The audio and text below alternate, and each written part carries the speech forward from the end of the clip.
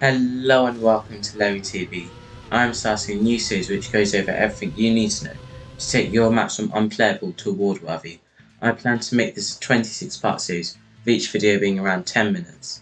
I advise that after each part you make a map with what you have learnt to track your progress. In this part I'll go over the basics. I've also chaptered each section so you can come back to any parts if you need to check something later. So let's start with making a map. Once you've launched the game, go into Create. You'll see 4 buttons.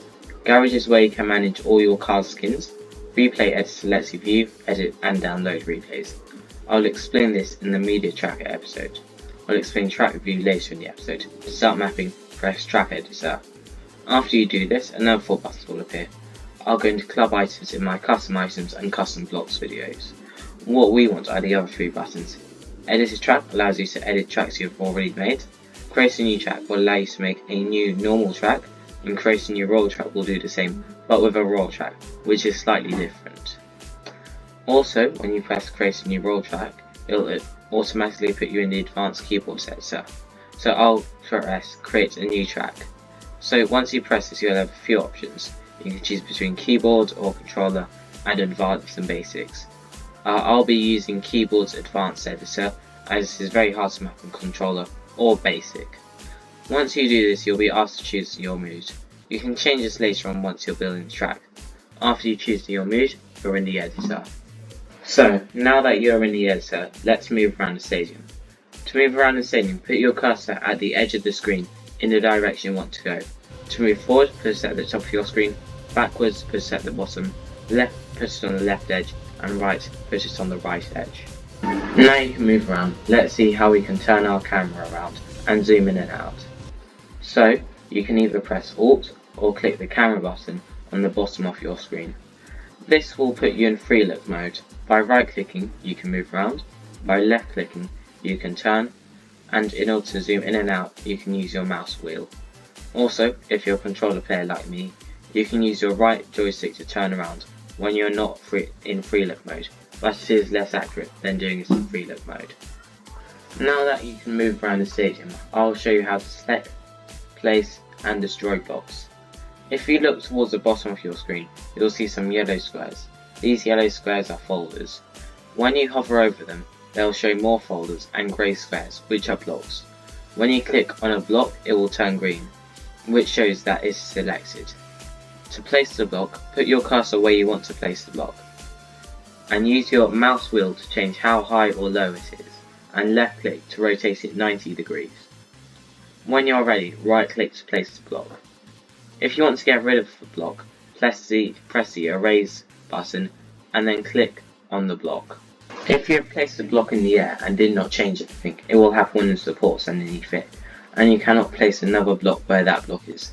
This is because of the mode that you have placed it in. The default mode is block mode. There is also ghost block mode, free block mode and air block mode, which is slightly different from the others. The block mode puts support under the block and stops other blocks from colliding with it. Ghost block mode will not put as much support and sometimes no support, and also other blocks can collide with this. Free block mode is the only block mode that does not use a grid-like system like the ghost block mode and the block mode. Also, by using arrow keys, you can tilt the block.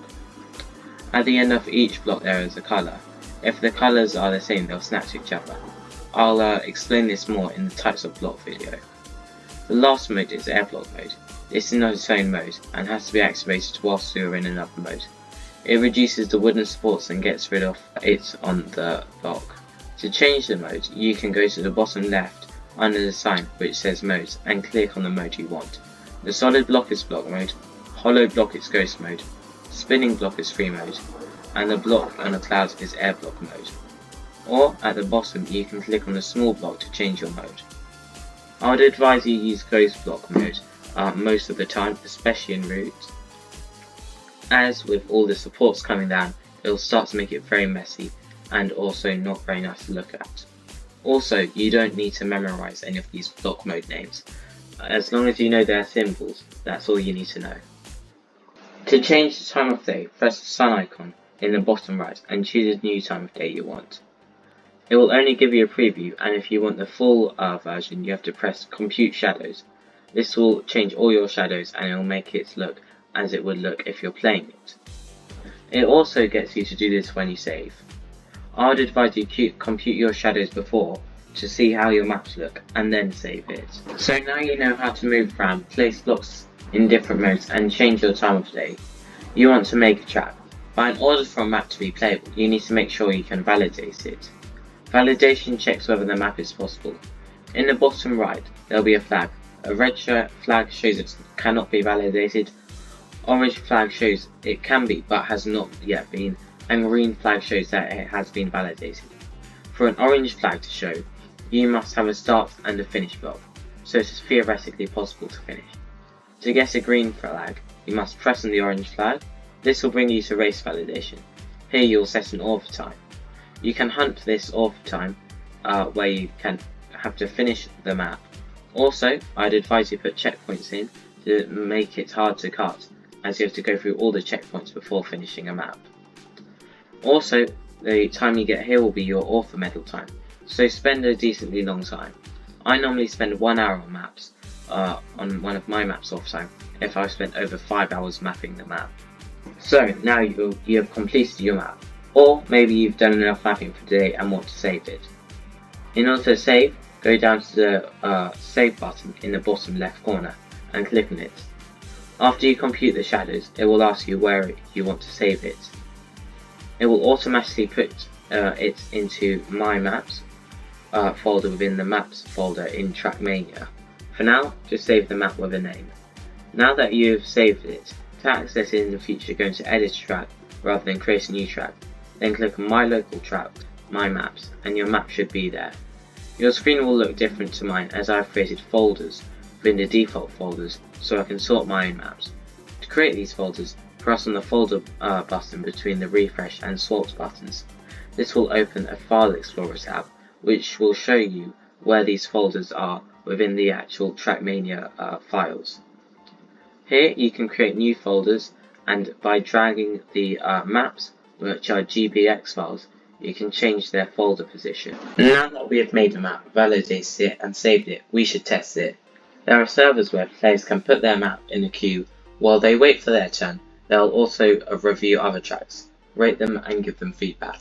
To go to this, go to the track review button. Once you've clicked this, an L4 button will appear.